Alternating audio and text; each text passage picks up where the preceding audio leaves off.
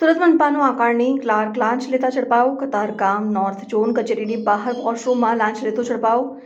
વેરા અપીલમાં નામ ટ્રાન્સફરની અરજીના નિકાલ માટે માંગી હતી લાંચ. Computer operator cum clerk Rahul પાલે માંગી હતી લાંચ. એસીબીની ટીમે છટકું ગોઠવી રંગે હાથે ક્લાર્કને ઝડપી પાડ્યો.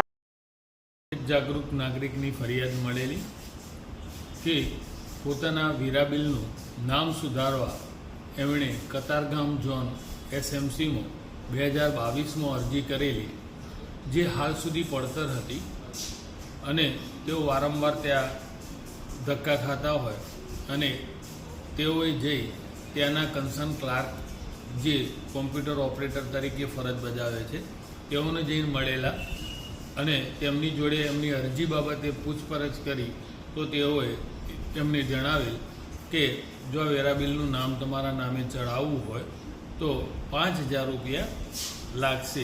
જેઓએ લાંચ ના આપ્યો એસીબીનો સંપર્ક કરેલો અને તેઓ 5,000 રૂપિયાની લાંચ લેતા રેડ પકડાયેલા છે.